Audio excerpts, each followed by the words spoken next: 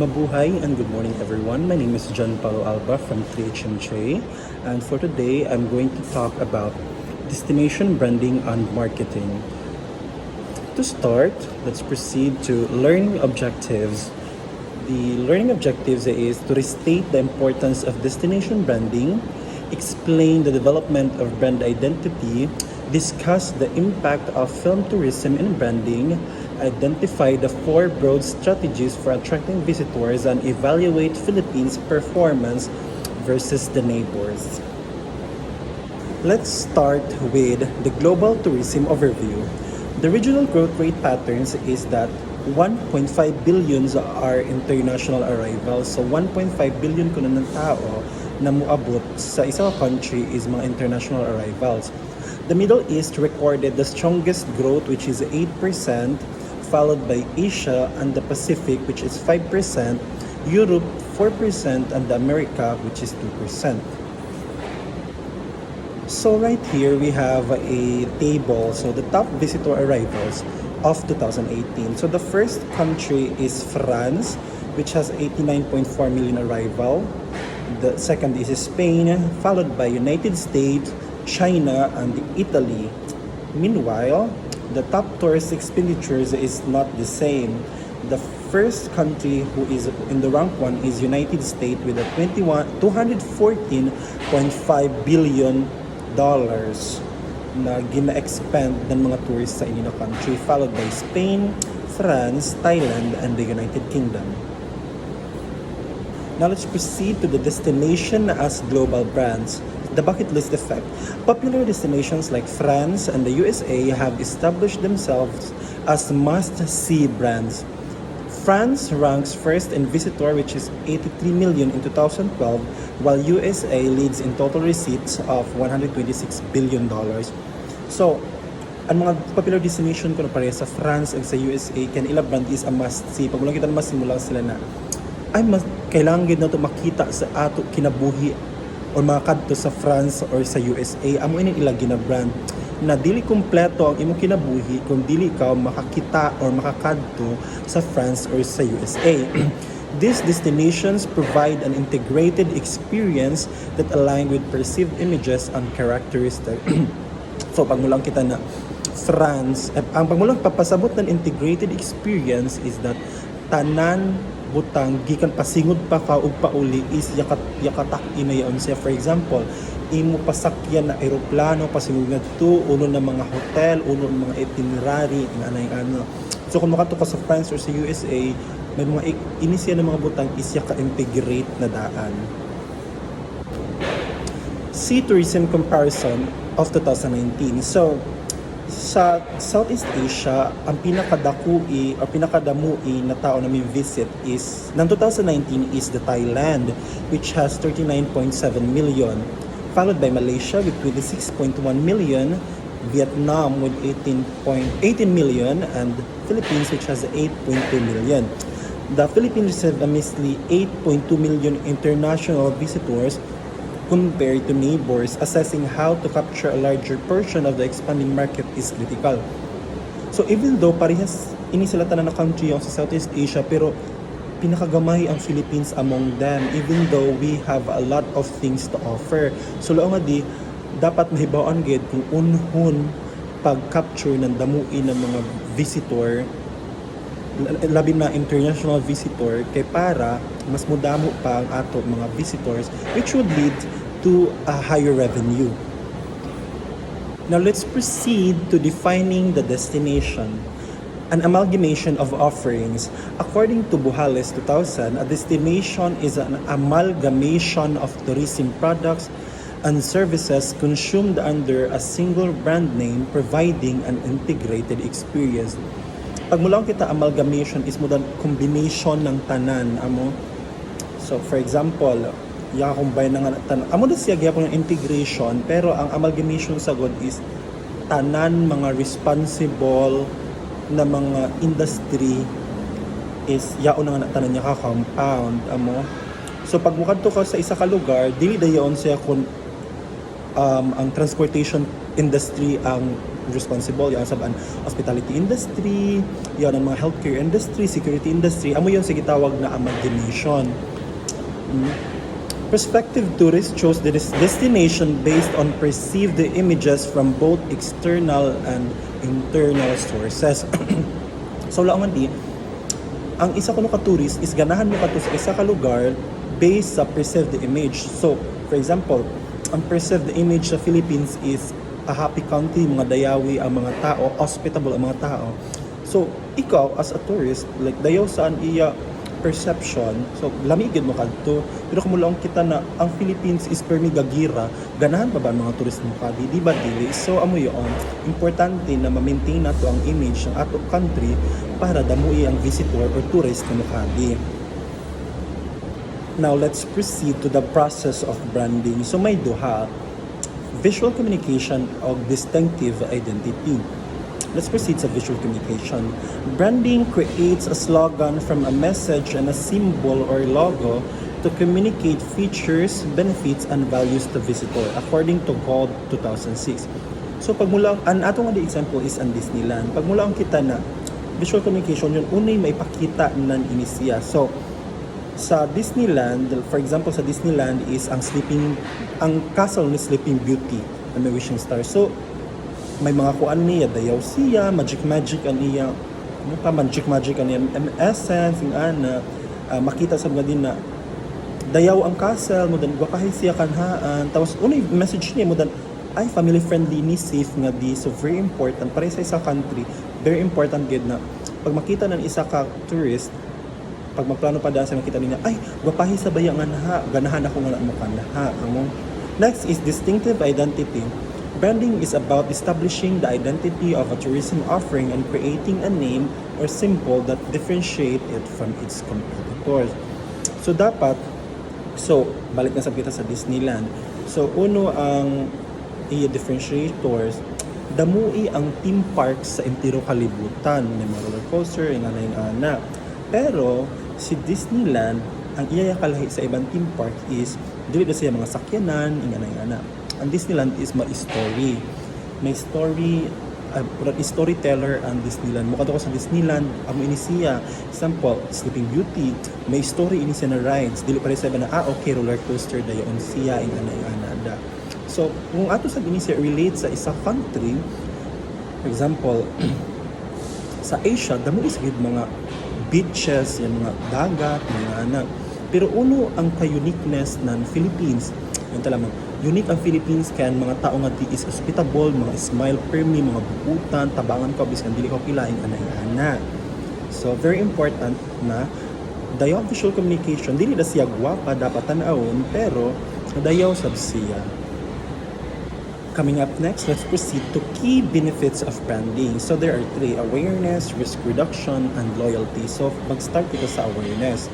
So awareness is building recognition by communicating a consistent and clear message.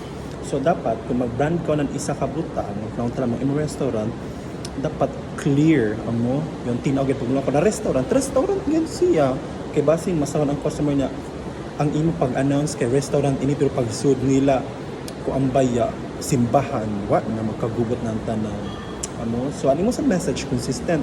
Kung last year ano imo gilaw kay restaurant na ni siya dayaw ang yung serbisyo, dapat next year restaurant gyapon siya na dayaw ang serbisyo. The next one is risk reduction. Clarity in messaging reduces the purchase risk for the customer. So kung dayaw ang imo awareness itong imo message, ang customer ang ila risk ng pag-purchase, for example sa imo restaurant lang ka na buy one take one, tapos kuanda ba ya kutob lang talamang December 1 to December 10 da ba kutob.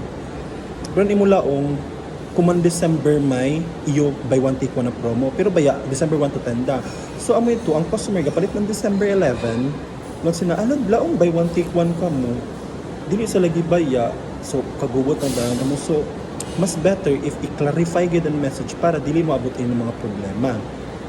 Or lang talamang sa imo gibrand ang Philippines as a safe country, pero baya pag abot mo din ng guest is ng tourist is gikidnap siya, so why lang inadayo. Next one is loyalty. Loyalty encourage repeat visits by creating a strong identifiable image. So kung gwapahe gid ang image ng imong company na kung very strong gid ang branding nimo, magbalik-balik na gid ang mga customer amo. Even biskan pa makasa ka sa ila lang talaga sa restaurant, biskan makasa pa ka, pero kay ang iyong service is consistent, high quality gid siya, pwede ka mo nila palipason, pero dili sa niyo permihon na makasa ka. Next one is successful brand attributes.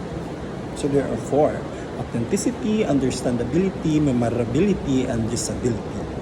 So authenticity, being true to the destination's unique character. So dapat authentic kung ano yung gilaong sa iyo marketing. For example, lang ka, Philippines is a safe country, happy country. So dapat pag abot ka din ng tourist gikan sa gawas, ay safe gid ba ya agaw, tas happy ba agaw ini sa country amo. So dapat authentic kita sa atong ipanlaom. The next one is understandability. Messages must be easily grasped by tourists. So, ang messaging mo dapat madali da. Dili ka magamit ng mga jargon, ng mga professional term. Pagmulaan ka na, kung mag-message ka, dili na mga fancy word like extravaganza, dili na yun. Dapat mas clear siya. Pagmulaan kita na, it's more fun in the Philippines. Dali na siya masakta na, ay, fun ba agaw sa Philippines, bibo sa Philippines, amoy na. Memorability, creating a clever, non-dull message that sticks. Amo ito na kagaong. Amo, dili na kailangan ng taasi na mga message para maipahibaw sa iba na dayaw ang Philippines or ang imo destination. Pwede na short, for example, ang Inter-Philippines, ang iya tag is, sa una ang tag niya, it is more fun in the Philippines. Dayawi siya, dali na siya madumduman. Kung sila, ay, it's more fun in the Philippines. Amo, yan. Lastly is usability, ensuring the brands reflects functional values. So, balik sa kita sa it's more fun in the Philippines, amo? Dapat kung mga kita na it's more fun in the Philippines, dapat lagi agaw fun gid siya kay kung dili ma-reflect ang values ng iyo itong mga term niyo or ang mga gipanhimo ng mga locals nga dili na siya mahimo na fun, unfun mas siya, amo? Brands help simplify decision in an area of high choice and low decision time. So, ano ito siya? So, image formation. According to Dr. Glenn McCartney, image formation is at the core of branding. One cannot embark on branding without deliberately working on one's image. So, sa branding yun aga, importante kuno ang image formation. Tas dili kuno kita maka-branding kung dili nato i-build ang isa ka image. For example, ang imo restaurant na. Ang gusto mo na image ng imo restaurant is affordable, fancy na. Pero dili yon sa mahimo na affordable o fancy kung dili nimo i-build ang image ng imo restaurant. So dapat ang imo i-offer sa is affordable siya, tapos ang imo lugar is fancy, like Instagrammable siya amo. Creating an image is challenging as destinations are volatile due to political, environmental, and cultural conditions. So ini siya more on lang talagang i-apply na to ini sa as a whole sa Philippines amo. Lisudi ma-maintain ang image lang talagang it's more fun in the Philippines. Lisudi ma-maintain ang image na it's more fun in the Philippines kung ang ato country is permi di bagyo, permi may gugut, permi gagira, amoy ana. Pero it doesn't mean na dili ka maka-create yapon ng image. You dapat kung ang gamiton nimo kung uno ang yaon sa imo nga na mga resources, ano? So even though volatile ang isa ka country or ang isa ka destination sa ini mga factors, pero there are ways to create or improve or work on your brand image. So for the next one is stakeholder and advocacy. There are two: stakeholder buy-in and resident advocates. Let's start with the stakeholder buy-in. The stakeholders have present images and affect the final formation for others. So, ang stakeholder is anyone na affected by the tourism. For example, ang hotel owners, taxi drivers, local government, etc. Ang buy-in, ang pasal ng buy-in is yaon, groups agree with and support the brand's vision. So kung uno'y gusto na image ng isa ka brand is masunod. For example, ang image ng isa ka brand is lagi balik kung talaga hapon, it's more fun in the Philippines. So kung ang mga hotel, ang mga taxi driver o yung local government is dili agree sa it's more fun in the Philippines, then tsaka na dayon dili matibog dito siya na brand image amo. So dapat magkasinabot sila kay lisod sa okay ang hotel, di ba sila buutan sila, pero mga taxi driver, mga isugi, mga kurakot, fun pa ba yan? Di ba dili na? So ano yun siya. Next one is resident advocates. Residents are the most important advocates reinforcing word of mouth. So, ang mga residents ito, mga locals sa destination amo, sila ang pinaka-importante na marketing tools kay sila ang social proof na dayogit. For example, it's more fun in the Philippines. So kung ang mga Filipino is mga charot ang batasan, mga maldita, mga kurakot, nga na yung ana, tsaka na. Ano ba taro? Mukha di pa ba ang mga tourist? Dili na. Mukha di lagi, pero i-document ka muna, ayan di ang country na mga tsakadal ang mga tao. Tsanada. Pero dito amo, so very important ang mga residents, kay on the first place, ang mga resident ang una yung ka-experience ng kadayaw ng isa ka destination. Tapos, sila sabaan the first one na mag-spread ng kadayaw ng isa ka destination. For example, ito sa Tandag. Amo, resident advocates ka kung imo gina-share sa Facebook. Labi na kay very technology savvy na kita. So, kung imo gina-share na dayawi sa Tandag, lamii ang magkagangi, lamii maglaag-laag, yung ana. So, kung ang mga resident is dili sila sa ayon sa theme or sa brand image, magkagubot gyud, maraog gyud ang brand image. Now let's proceed to the next one, the bidimensional construct. There are three: the cognitive domain, affective domain, and the conative domain. So cognitive domain focuses on knowledge and beliefs about a destination's functional attributes, for example, climate, cost, and infrastructure. For example, ang isa ka customer, before siya mo kadi, dapat iyon siya, mag-research siya dyan siya na unod ba, bahal ba, barato ba nga ito sa Tandag, or sa Philippines, di ba nga ito yung na. So, example, ang isa ka traveler, ga-research about sa Iceland. Tapos niya ginote na, tignawi nga ito pag winter, mahalin mo kaon sa gawas, mailang nga ito black sand na beach, and 5 hours ang biyahe pasigod nga ito. Amo? So, amo yan siya, dapat mahibawaan na ay gid ang isa ka customer or ng tourist. Ano? The next one is the affective domain. Focuses on the individual's feelings and emotion toward the destination and the experience provided there.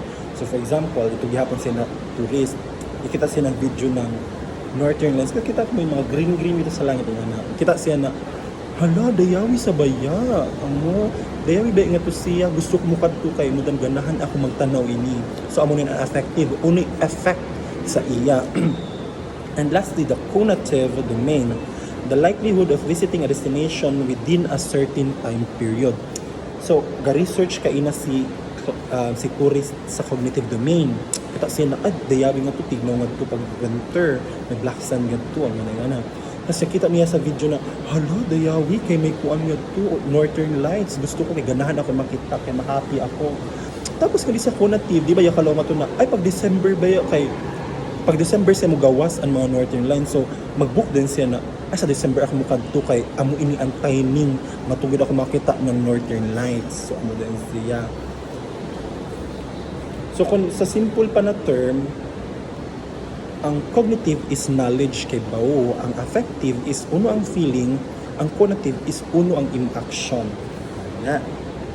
Next one is the power of film tourism. Screen to scene. Film tourism has a profound impact on destination branding by creating deep emotional connections through cinema. It provides exposure to landscape, culture, and lifestyle, transforming viewers into potential tourists who wish to relive cinematic moments in person. So, grabe good ang importance ng movie amo sa pag-market ng isa ka country. For example, makita ako ng salida, ano dayawing nga na gusto ko makahaod na makakadto nga to. For example, sa Squid Game, amo, may mga lugar sa di ba may mga area sa Squid Game na mga dayawi. Hindi ka na, hala, gusto ko mukanha manha. Tapos gusto ko matistingin itong ila dalgona cookie bayad ko. May itong bitaw, may mga payong, tapos ilakuan mo, ilakuan ng patong, tapos bukon nga ana. So, yung ana ba, like, for example, sa Philippines, may mga movies, for example, ang Batang Quiapo, sa Quiapo sa Siagihel, then, ay, fan ako ni Cardo, gusto ko mukadto nga to sa Quiapo, in ana. Or ano pa, may mga movie, like for example, ito sa The Lord of the Rings, ito mga dagkuin na mountain sa, I think, sa Switzerland, halo, ganahan ako nga, ganahin ang view, gusto ko mag-picture. So, di ba, in ana, so kung makita ang isa ka tourist ng isa ka movie, mo dan ma-interest mo dan gi-market na gihapon siya ang isa ka country or ang destination just because yakita na nila ngadto na dayawi or gusto ko na experience or ganahan ko ng culture. For example, may movie sa Philippines na showcase ang ati-atihan or ang sinulog. Then makita ng tourist sa gawas na, hala, dayawi lang yaon, kuman ba kakita yaon, gusto ko makadto. Uno ka, mag-research na yun sila mo. So, yung anak ka-important ang film tourism. Kaya, it is a way of marketing a destination by showcasing the amazing location, culture, the landscape, lifestyle, etc. So, for the next one is strategies for attraction. There are 4 actually. Image marketing, attraction marketing, infrastructure, and people marketing.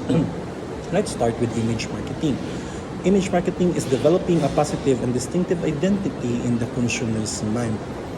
So kung for example, ang Philippines sa nato ikuan or lamang lamang ang lagi ang Philippines or ang tandag mismo. So kung ang image ng tandag is bibuhi siya, various culture, the food, the people is dayaw.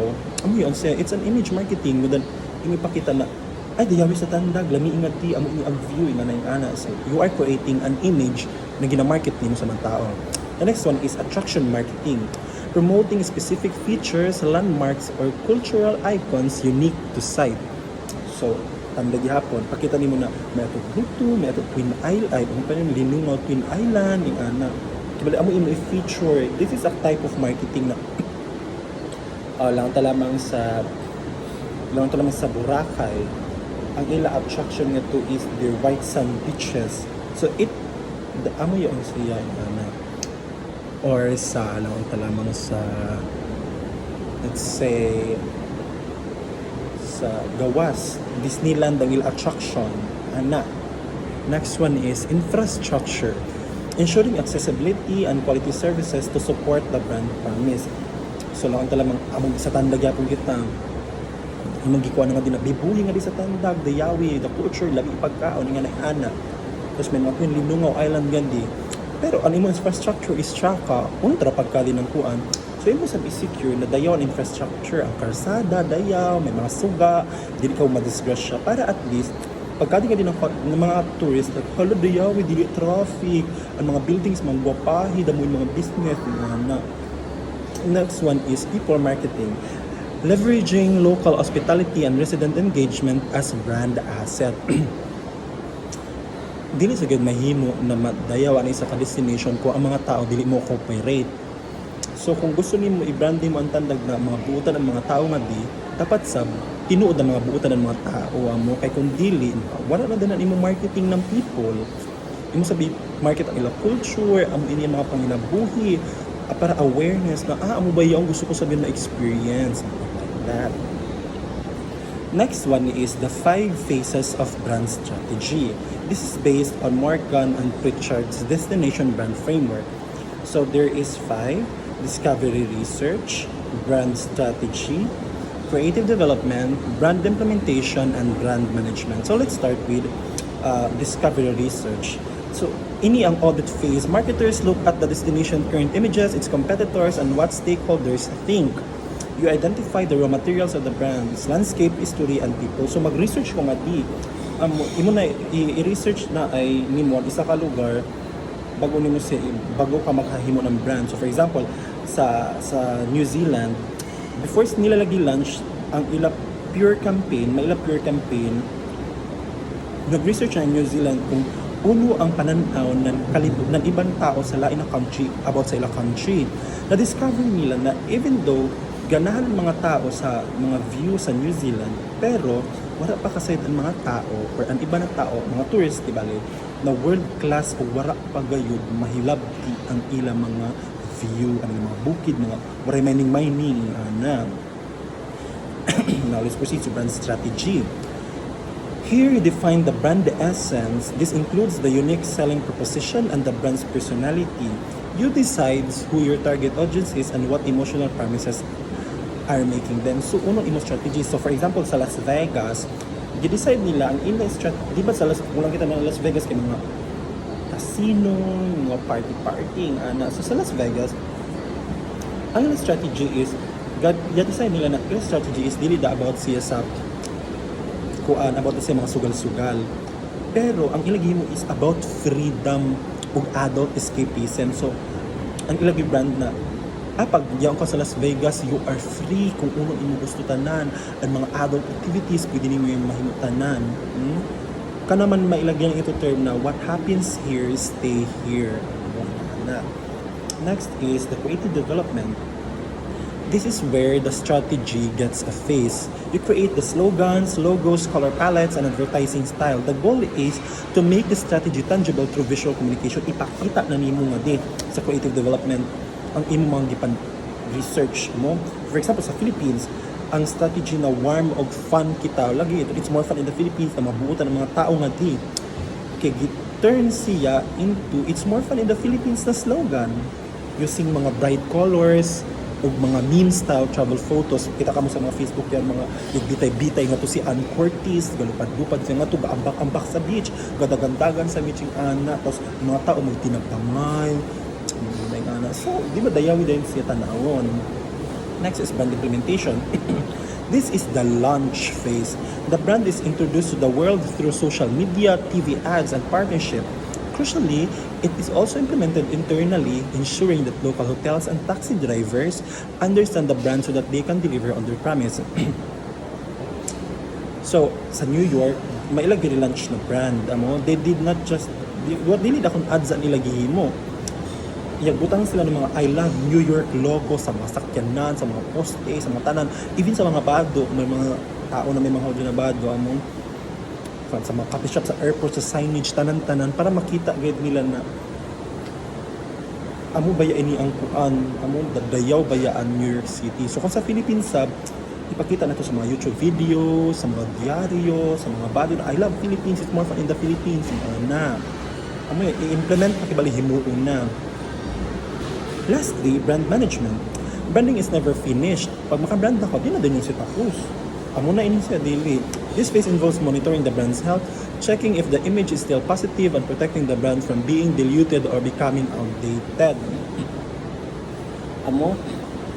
So kung ang iyo slogan is it's more fun in the Philippines pero dili na fun sa Philippines, syempre need niyo i-update. For example, sa restaurant, talaman sa restaurant. Ang iyo restaurant is, ang iyo image is affordable and fancy.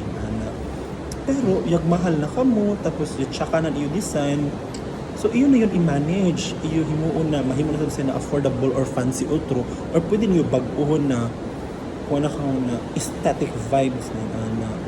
So, very important na actually, ini sila, ang phase ng ang phase ng brand strategy is connected yun. Ini siya kay, kung dili ka maka-research ang kadyaw, uno mo sa paghimo ng platform strategy, uno sa himuon ng mga creative items, like for example, mga advertising, kung wala imo mga information, kung mo pag-execute, kung wala imo ihimo, o lastly, mo pag-manage, kung wala imo i-manage, di ba?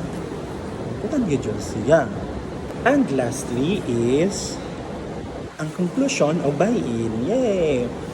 For campaigns like It's More Fun in the Philippines to succeed, local community buy-in is essential.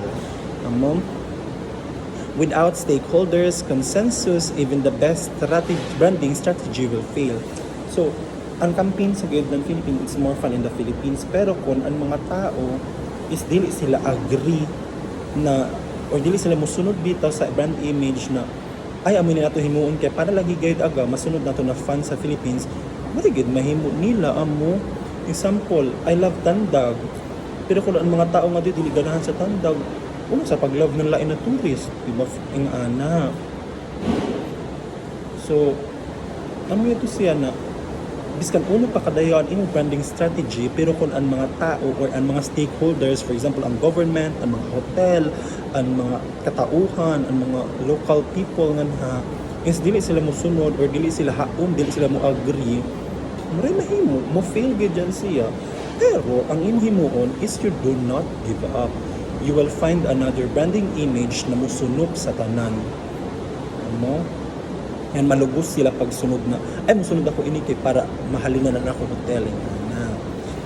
So ang madayat to guys, I hope you've learned something sa ako report na part. If you have any question, dili sa mga question nga di charo. Dito if you have any question,